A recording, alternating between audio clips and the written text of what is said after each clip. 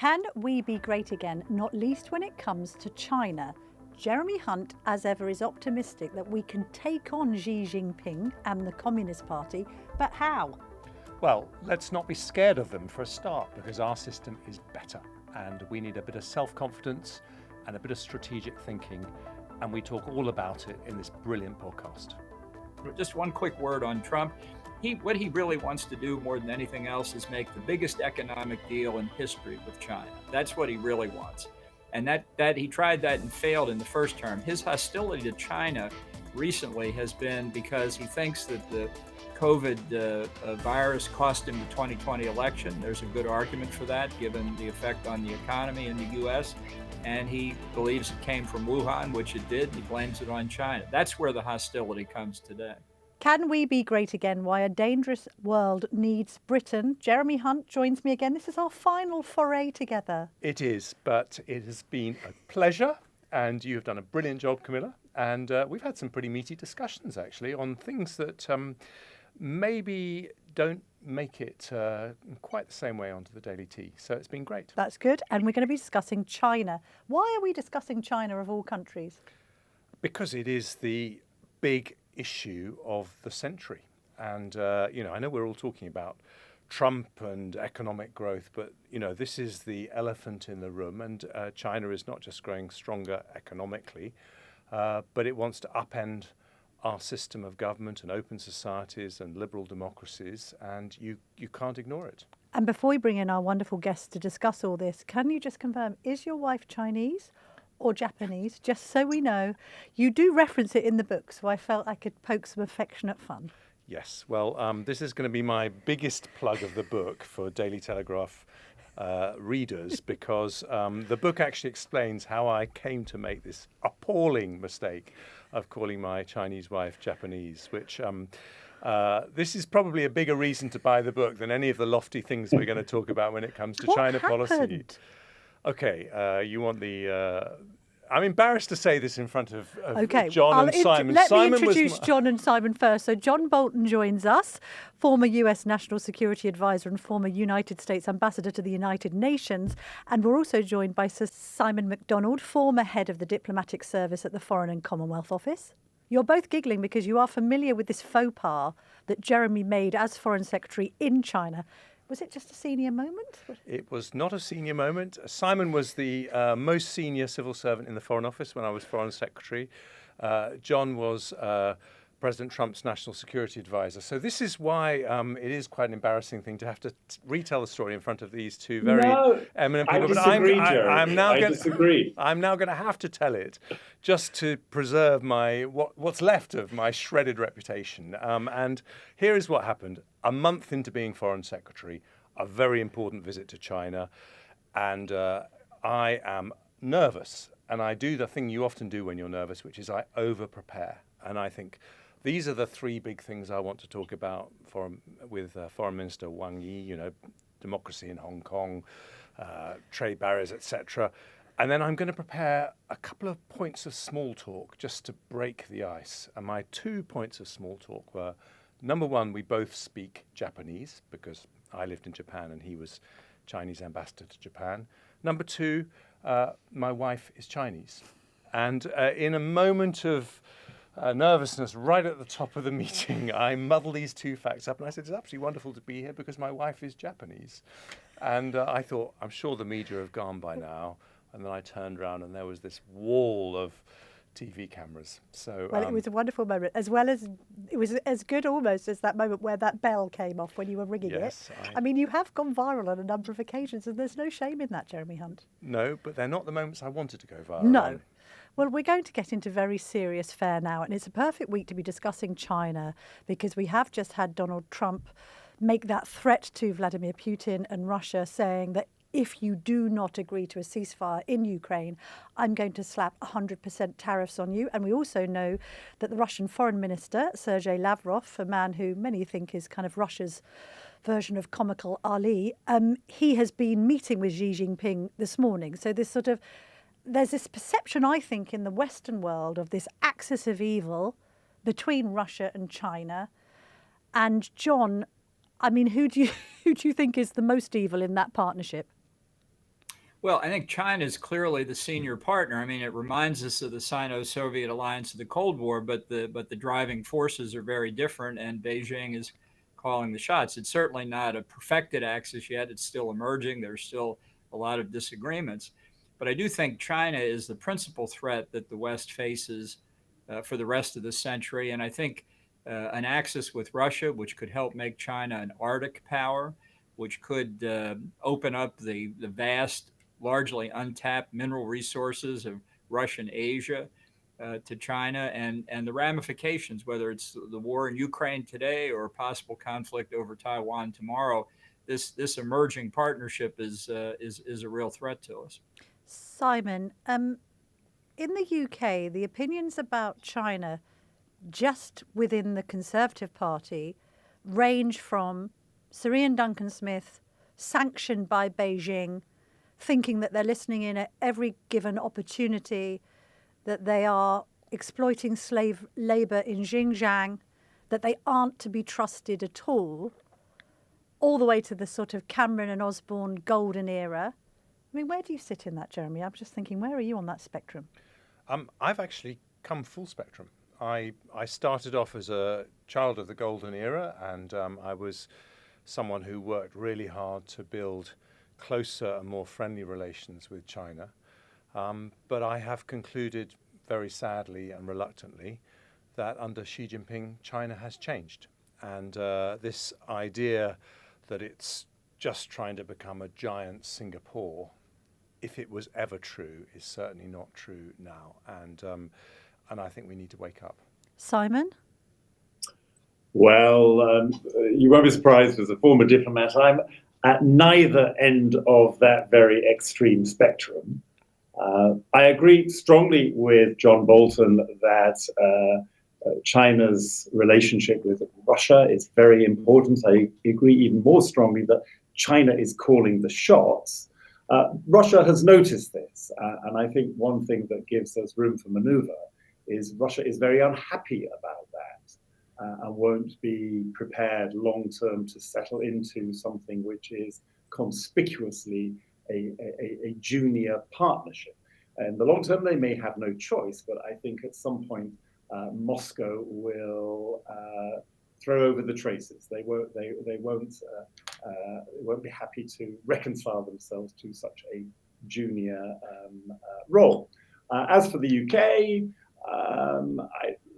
the golden era always rang a wee bit hollow. We are too small to aspire to equal standing in the relationship with China. But the idea that China is the most evil country, I don't think is a particularly helpful one to organize when organizing our foreign policy. China is a huge power, is the biggest manufacturer in the world. All countries need a relationship with China. I think it's key for the United Kingdom that we don't allow Beijing to boss that relationship, that they don't dictate terms to the United Kingdom. But if we preserve our room for maneuver, if we avoid vassal status, I think we can have a constructive relationship with China. Okay. I mean, we'll get on to what relationship we can have with China in a minute, but I am intrigued by you saying that the tide turned with Xi Jinping. John, I mean, I think when it comes to our sort of communist despots of the world, we know who and what Vladimir Putin is, ex-KGB, likes to pose bare-chested on horses, seemingly bad, mad and dangerous.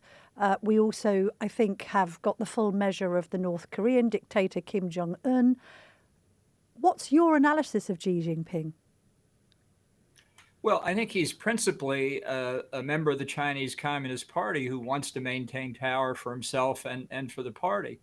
I think if we look back historically, we all misinterpreted what was actually happening in China beginning in the mid 1980s. I mean, hindsight's always 2020. So I confess I was part of the problem in the 80s and 90s as well. But we heard Deng Xiaoping, survivor of the Cultural Revolution, succeeding Mao Zedong, say things like, it doesn't matter whether a cat is black or white as long as it catches mice, meaning if you can get rich being a capitalist, go for it. And we thought China had really abandoned the communist ideology. I think, again, in retrospect, we can see it's not true. And it was actually something Deng Xiaoping said that carried China along for many years without really arousing people's suspicions. He had this mantra translated into English was hide your capabilities and bide your time.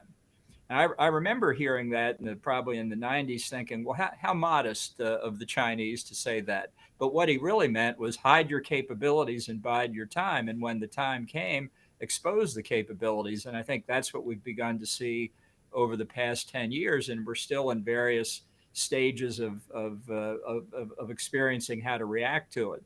I think we're coming closer to an appropriate line, but it's taken a long time in the United States. I think it's taken longer in Europe. I mean, I remember the state banquet when Xi Jinping came over. Jeremy Corbyn, then the Labour leader, famously attended it in white tie, which we all found quite funny. Oh, he's willing to entertain palace officials if he's alongside a communist. At the time, it was, the end of the golden era, or look, we must work with the Chinese, and aren't they very good educationally? And they produced all of these entrepreneurs, and they're investing heavily in actually key national infrastructure in the UK. So we must have this great relationship with them because of their financial power, really, more than anything else. Got lots of Chinese tourists coming to London, buying up Gucci handbags and all the rest of it. Why has it changed in your mind? Because Xi Jinping has made it completely clear that he doesn't agree with democracy as a way of human beings governing themselves.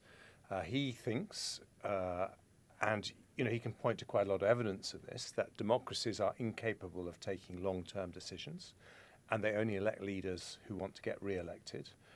And he thinks that autocracy is a better model of government, and he is quietly encouraging non-aligned countries in Africa and South America to see the world through that prism.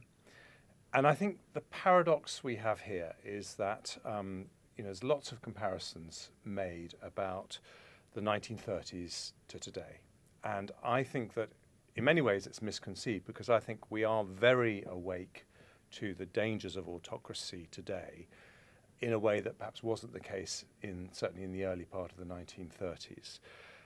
But there's also a kind of facile comparison with the Soviet Union and the Cold War. I mean, we won the Cold War not just because of the brilliance of Ronald Reagan and Margaret Thatcher, but also it was a trial of strength in which we won both economically and militarily. And when it comes to China, the Chinese economy has been going through a difficult patch, but it's not going to go away. They are going to continue to grow. They are going to continue to get richer and richer. And we are going to have to think of a different approach to dealing with the threat from China, because we're not going to bankrupt them in the way we did the Soviet Union. And the argument I make in the book is that the only way to do this is a combination of strength and engagement. We do have to talk to them. They are a big power. They are not, as I say, going to go away. But we need to do so from a position of strength. And I think we've been getting it exactly wrong, 180 degrees wrong. We've been not thinking about how we can get stronger economically so that we can avoid, economic dependency on China. But also we've been closing down engagement by having a sort of war of words at various moments with China, which have meant that cooperation where we need to have it has become more difficult. And I think in both those areas, we need to do things very differently. Well, war of words, Simon, are we talking about Liz Truss's rather anti-China rhetoric here? What are we talking about? A couple other points first, Camilla. One, you asked what changed. I think there was always some skepticism about China in the British system. So what changed first was on the British side, because Theresa May became Prime Minister. And Theresa May immediately switched the attitude of the British government from one where we had prioritized economic relations to one where security concerns featured larger. So that happened quite some time ago. The second thing is that I take issue slightly with Jeremy about the Chinese view of democracy. Okay, they don't want it for themselves, but they don't mind what other countries have. It's just that no other country must impose their way on China. So I think that they've pretty well established now. But I do not think China is trying to assemble a formal global empire, although I do agree that they are seeking to be the preponderant economic power. So how we pick our way through is our challenge. Another key factor here is President Trump. President Trump is a controversial character, but what fascinates me are the policy positions he takes, which then become the consensus position. And his first administration was when the United States reassessed China. And I think across the US political spectrum, including the Democrats, people quickly agreed that he was and his administration were onto something. So it's this sort of more balanced view towards China rather than a hostile view is, I think, the correct place to be. John? I mean, I associate Trump with being completely hostile to China. He's almost obsessed with China. Well, it depends on what day of the week you ask him. I mean, I think what happened in really the beginning of the end of the Obama administration, then in Trump, is that a number of factors came together that were not as obvious as they had been. But China's trade practices had gotten completely out of control. It had been stealing intellectual property from almost everybody else for 4 decades. It subsidized and supported its companies in international competition in ways that the West, the OECD countries had rejected, and China said it had rejected but didn't follow along with. It didn't really open up its internal markets the way that it promised. But maybe most directly of all, we began to see that some Chinese companies like Huawei and ZTE were not commercial telecoms companies. They were arms of the Chinese state, intent on taking over 5th-generation telecoms. And I have to say, from the U.S. point of view, we were awakened to that not by information we were uncovering, but what our friends in Australia and New Zealand were telling us about their experience with Huawei and ZTE and the troubles that they had uncovered that we found on our own. So I think this the explanation for the bipartisanship in the United States is simply, which is obviously very rare these days, is simply the overwhelming evidence that we saw simply on the economic side. I'm just leaving the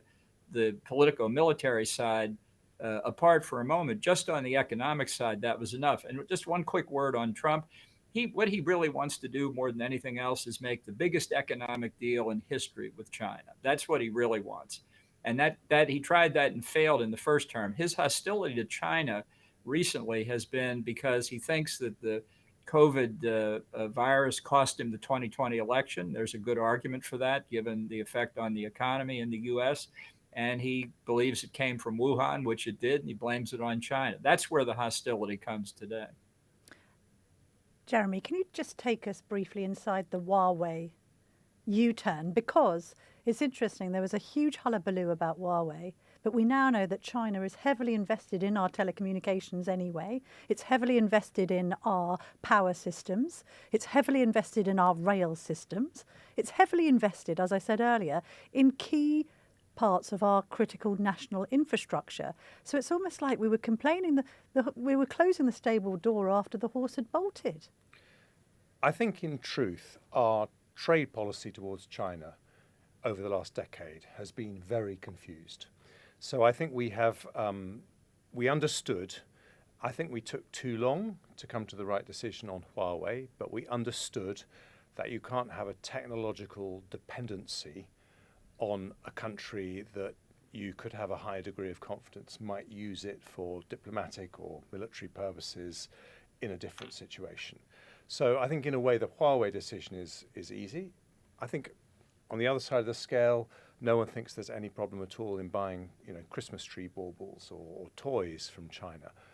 But when it comes to things in the middle, things like, Chinese investment in our energy infrastructure, which is essentially a financial investment rather than any kind of operational control. I think it's as clear as mud what the British policy is, and I think we do really need to clarify that, because we need to know, whether we can accept investment and where we can accept investment. But I think we took too long to recognise the dangers of technological dependency. I wonder if I could just come back to Simon's challenge about China's intentions globally, and then I think I'd be really interested to hear John's view as to, what are China's intentions when it comes to Africa or South America.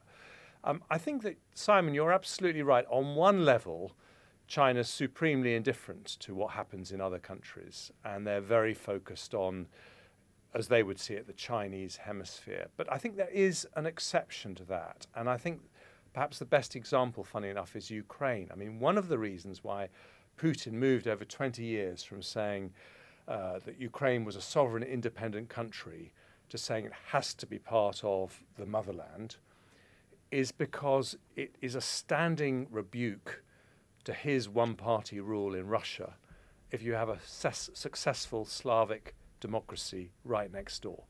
And that's why he couldn't allow that to happen in his view, and he had to find a way of getting Ukraine into his orbit.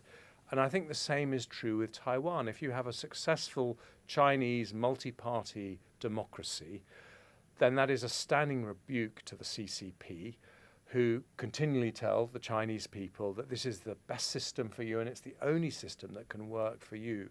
So I think that there is a bigger purpose in terms of preserving CCP power and its monopoly on power to be able to win the argument globally that democracies really don't work. And that's why I think we've seen a huge effort from the Chinese state in terms of its influence over social media, its cyber attacks, to try and work out the best way to disrupt democratic processes.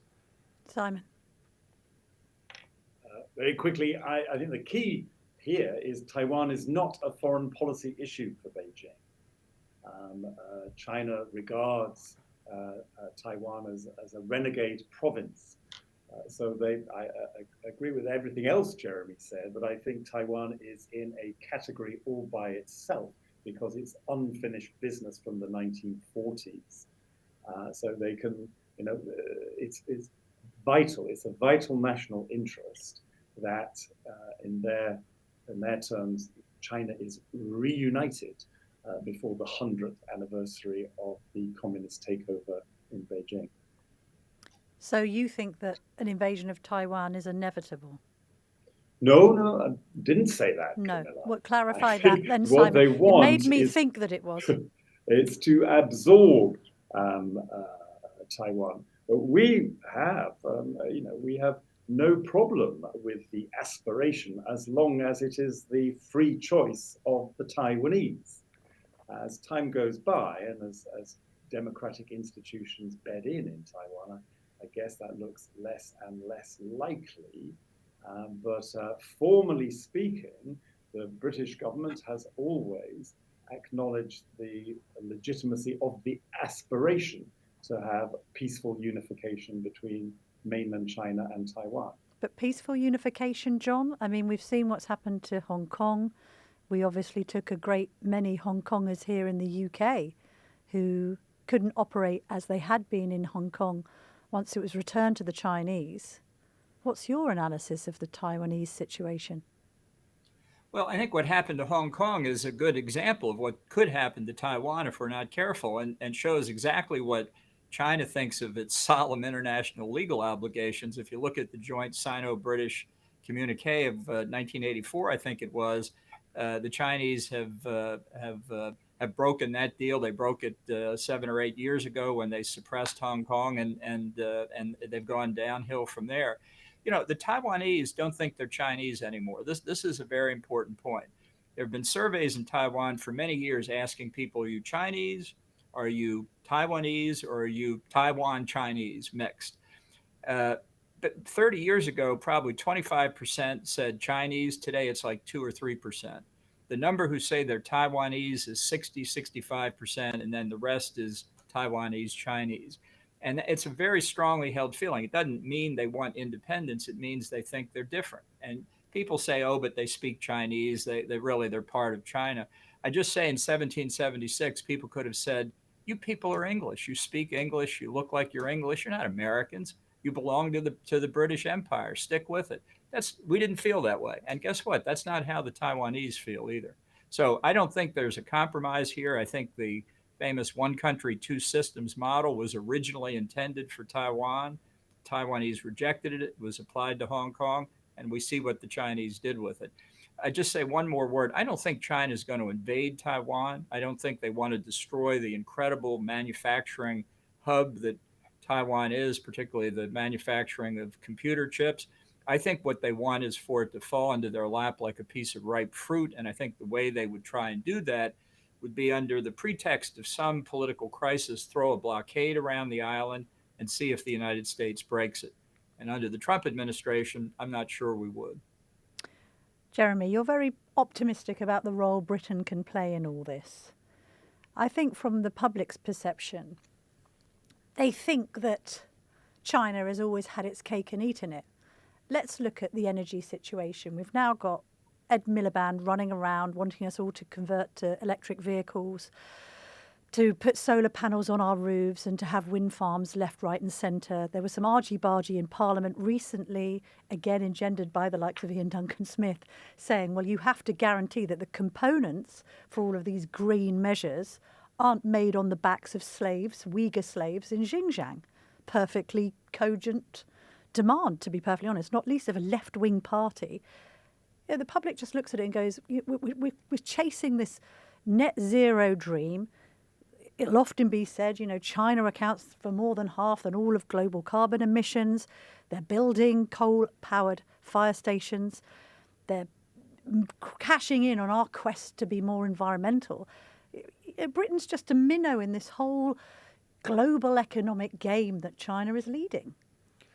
Well, we are still the sixth largest economy, and in 15 years' time, we'll still be broadly the sixth largest economy. Of course, we're not an economic giant like the US, China, and India, which will continue to soar away from everyone else in the decades ahead. But it's not just optimism. It's actually what I think we ought to do, because I think if you look at what happened since the Second World War, you know, we have had lots of problems, lots of things have gone wrong, but by and large, it has been the most successful global order in the history of humanity, with more prosperity, more freedom, fewer deaths in conflict than nearly any other comparable period in human history. And that's all now starting to go wrong. And the two great architects of that global order were the UK and the US. And my argument is, as we worry about our economy, as we have our debates on climate change, as we try to grip the global migration crisis, let's not forget there is a bigger argument taking place about whether open societies, whether the kind of liberal democracies that we're used to actually work the best. And you've got Xi Jinping quietly telling people, actually, they don't. And your governments are incapable of taking long-term decisions. Now, what I'm saying in my book is we need to win that argument this century, just as we needed to win it in the last century. We need to build alliances. I'm not convinced that President Trump is particularly interested in leading that alliance from an American standpoint, but Trump is not America, and he won't be America forever. And as soon as we can get America back into being prepared to take global leadership when it comes to thinking about the future of democratic values, we should want it to come back. In the meantime, there are countries like Australia, Japan, European countries that all share these values. And the democracies between themselves, even excluding India, are still around half of global GDP. And by the way, around half of global military might. So we've got a lot going for us. And I just think we need to get a bit of self-confidence back and recognise this is a big argument that we need to win. I totally accept what you're saying, but there's a feeling, isn't there? Because I mentioned energy specifically. We have these COP summits. The goodies all go, if we can call us that, and have these talking shops. China just does whatever it wants. There's this perception, particularly on energy, just look at energy alone, that the likes of China and Russia have got us all over a barrel. And therefore, Simon, I mean, you've been at the sharp end of diplomatic relations. China doesn't really listen to what the UK has got to say about any of these issues. Just does what it pleases. China listens to its own population, Camilla. When I first visited Beijing, was about 25 years ago, the main mode of transport was bicycles, shoals of bicycles all over the city. Then going 10 years later, it was cars, and the place was horribly polluted. And that lasted quite a long time. But then the people of Beijing really, really objected to the fact that they couldn't breathe the air safely, and so put pressure on their own government. They saw that the government could turn off factories. The Beijing Olympics was strikingly pollution-free. And internal pressure has caused China to rethink a lot of its energy policies, because their own people don't like the consequences of pollution and carbon. So I don't think we're useless in this. I don't think we're without influence. What I'm saying is that when we are aligned with their interests, we can get a long way. The other strange thing that the UK government is doing, John, right now is seemingly sanctioning a super embassy to be built in the shadow of the Tower of London, despite protestations from the police and our own security services. I mean, there's been a debate over this, but the timing. I mean, can we just discuss this super embassy? John, what are your thoughts? Well, you know, the United States made the same mistake in the Cold War and allowed the then Soviet Union to build an embassy on a thing called St. Albans, a high spot in one of the highest spots in the District of Columbia. And I suppose we've paid for that ever since. I just think the relationship with China is going to be increasingly fraught over a range of issues in a range of different places across the world, but certainly in the Indo-Pacific. And that's why, to come back to what, for example, Britain's role can be, I think one of the most positive developments of the past couple years was the development of the AUKUS program, the Australia, UK, US joint project to build nuclear-powered attack submarines for Australia, which would be modeled in many cases on British designs for British submarines or American designs for ours, and it would give us a combined increased presence in the Indian Ocean in particular that's going to be very significant. I think there are other examples that you could think of for Britain to be involved in the security space in the Indo-Pacific for all kinds of historical and contemporary reasons.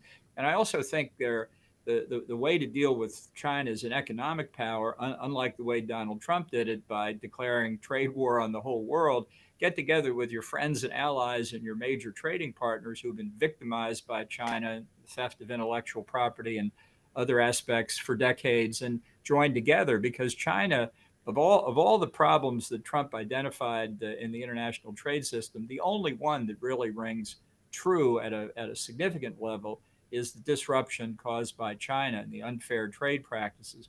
So instead of tariffing our friends, if we had all gotten together to try and change China's behavior, we'd have a much better chance of doing it, acting in a united way rather than just complaining about it individually. Jeremy, let's get onto the cheap goods issue in a moment, but what do you think of the proposed super embassy?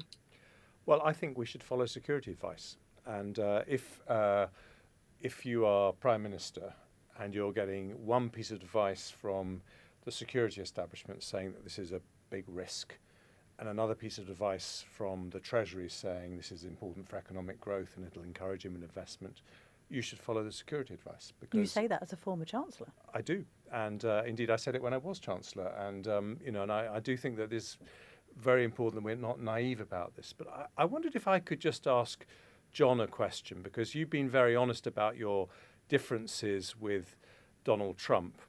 But if you had your dream candidate as president today, or indeed if it was you as president, and you're thinking not just about the next 2 or 3 years, but the next 20 or 30 years, what is the correct way for the United States to manage the threat of China? Well, I think it's important to make clear to them that the very aggressive posture they've taken, kind of they call it a cross society approach, exemplified by their wolf warrior diplomacy, exemplified by their intimidation of many countries in the broad Pacific Ocean, as exemplified by the way they've used the Belt and Road Initiative you mentioned earlier in Africa and Latin America, basically to try and consume the natural resources that are produced there and bring those countries under their economic control. That course of action is not going to be successful for them in the long run. And that's why I think a more united front, certainly on the economic space and with various different combinations in the Indo-Pacific. It's a much more complicated region, much more diverse than Europe. NATO is the model we all think of. NATO is not replicable in the near term in the Indo-Pacific, but there are a lot of things that we could do. It doesn't mean stopping buying our Christmas toys manufactured in China or anything like that. It doesn't require that, but it does require recognizing what they have been up to and countering it and making clear that we will continue to counter it. And just one more, if I may. Is your judgment that what Trump is doing is actually going to make America weaker when it comes to dealing with China over the years ahead? I think the combination of many of his policies is going to do just that. I think it's wrong to think of Trump having a philosophy or a national security strategy. He is transactional, ad hoc, and episodic. But I think, in particular, the way he's approached the trade issue, the way he approached Ukraine, at least for the first 6 months, maybe there's a change now, maybe not, but it has ripped up decades of effort by Americans to build relationships of trust, reliance, confidence in the United States. And although I hope and believe that the next president, Democrat or Republican, can repair a lot of that, I don't underestimate the damage that Trump is doing. And damage to the West and damage to the U.S. place in the West inevitably benefits our adversaries like Russia, China, North Korea, and Iran. It's a huge self-inflicted wound in many respects. Simon, how high up is China in the list of sort of diplomatic priorities for the UK? The Chancellor Rachel Reeves has been out there. I've mentioned Ed Miliband. There's talk of Keir Starmer planning a visit. It's the biggest straightforward, old-fashioned diplomatic challenge. But there are challenges which we've touched on, which I think are just as important for the UK for the rest of the century. The challenge of the planet, particularly climate change, and the challenge of technology. But when you're looking at geopolitical challenges, China is number one. And how does it play out? Just explain it to us, because obviously there's a leader-to-leader relationship. But briefly, Simon, what goes on in the background? I think geography still matters. I think the fact that China is on the other side of the world from the United Kingdom means that we should be able to manage some sort of cooperative, wary but warm enough relationship. If you're sitting in Tokyo or Delhi, it feels much more threatening. And Jeremy, just with your former Chancellor hat on, this issue around cheap goods flooding in from China, I mean, it's good for the consumer, if not the British manufacturer. It's not good for James Dyson if people are knocking off his air wraps over in China and they're flooding the market on websites like Temu. I grant you that is a problem. But then this has been happening for decades. And actually, British shoppers quite like cheap stuff. Well, in principle, if things are cheap because there's a lower cost economy, the principles of free trade say that is a good thing for British consumers, and it means that they have more money to spend on other things. And in terms of the future for the British economy, or indeed any advanced economy, it's actually by moving up the value chain to jobs where people are producing more, they're wrapping themselves with more machinery around them, they're more output, that leads to higher productivity, higher living standards, higher salaries. So I don't think we should be worrying about buying cheap goods from anywhere. But where I think you have to be particularly careful with China is creating unintended dependencies. So I think we need to really have our eyes open, for example, when it comes to electric cars. Now, I think that there's no doubt that BYD is giving Tesla a real run for its money in terms of quality. And from an economic point of view, the ideal thing would be just to allow BYD and Tesla to fight it out in the British marketplace and allow British consumers to buy whichever they think is best. And the fiercer the competition, the better. But we also have to just understand, and I don't think we really do, whether you're creating a dependency if a fifth of your cars have electronics and software that you don't really understand that's made in another country, that in a hostile situation they could choose to control. Now, I don't know the answer to that question, but that seems to me the kind of very obvious question. If you are Chancellor or Foreign Secretary, you would be saying, look, in principle, we believe in free trade, but we just got to make sure that there isn't a kind of back door here to an outcome that's undesirable. John, we spoke to one of the heads of Microsoft in a previous Daily Tea, talking about how the technology of the future would involve robotics and such like. You've mentioned the Taiwanese producing most of the world's microchips. The criticism of America might be, why on earth is Apple contracting this out to China? Why has it done that for so many years? If the technological advances of the next 30 years are going to completely supersede what we've seen in the last 30 years, can the likes of Apple and Microsoft and all of these great American companies please just start making stuff in the US rather than China? That might help, mightn't it, John? I may be being economically idealistic here, but I mean, there's a contradiction there with Trump's rhetoric and then homegrown US companies and their own behavior. Well, I think a lot of American companies now and companies really around the world are looking at the extent to which their supply chain is dependent on China. Apple tried to move significant amounts of its production to India, and Trump complained about that, saying, they ought to come to the U.S. Look, I'm a free trader too. I'm a conservative Republican and don't believe that government interference in the economy is largely a good thing, particularly when it's Donald Trump on random neuron flashes day by day of what he thinks the economy ought to look like. But dealing with China in a systematic and strategic way is something I do think we need to get serious about. And I think that doing it, as I said before, with our friends and allies would be a lot better than doing it on an ad hoc basis while we're willy-nilly imposing tariffs on our biggest trading partners. All right, some final thoughts then. Xi Jinping presumably outlasts Donald Trump 2.0. He's not going anywhere, Jeremy. What's your prediction for the next decade of Anglo-China relations? I think that we have to be very clear-eyed in our thinking on this. And, we have to make sure that ultimately we do win the argument for open societies this century so that my kids and your kids can grow up confident that they're going to be in a free society and with all the privileges of civilization that they bring.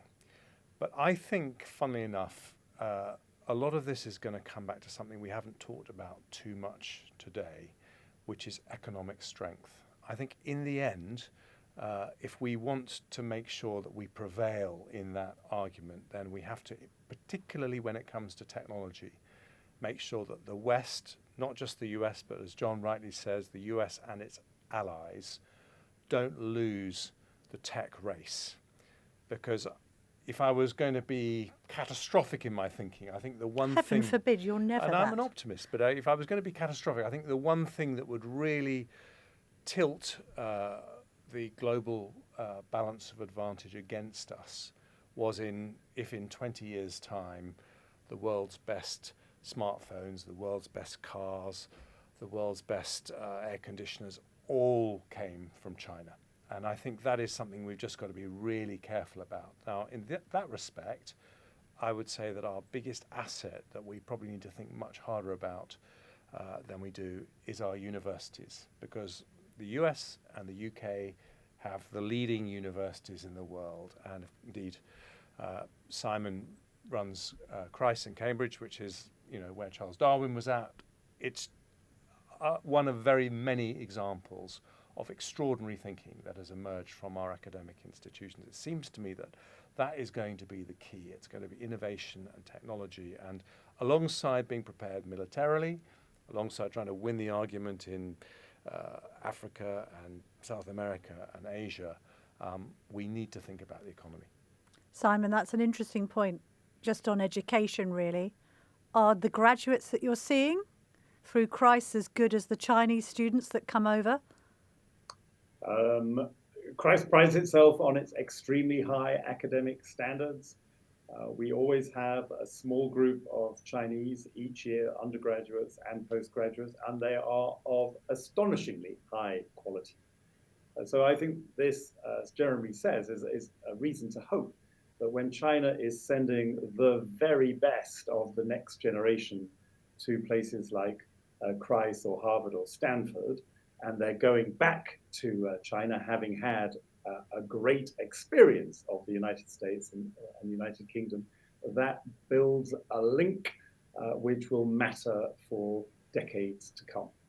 I mean, John, maybe this is generational. Maybe the Gen Zs of China are going to have a different approach to their predecessors.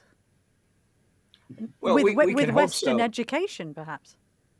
Yeah, but their predecessors had Western education too, True. and it hasn't done them a lot of good. I do think, though, once the idea of freedom is loose in a place, and it is loose in China, it's not going to go away. The Chinese Communist Party is strong today, but I think underneath there's a lot of discontent. I think what the West needs to do, I certainly agree with Jeremy that focusing on our economies is critical, but I also think that we've got to finally put to rest the view that occurred when the Soviet Union collapsed and the Cold War ended, that some people said we'd reached the end of history and that we could have a peace dividend and globalization would take care of everything.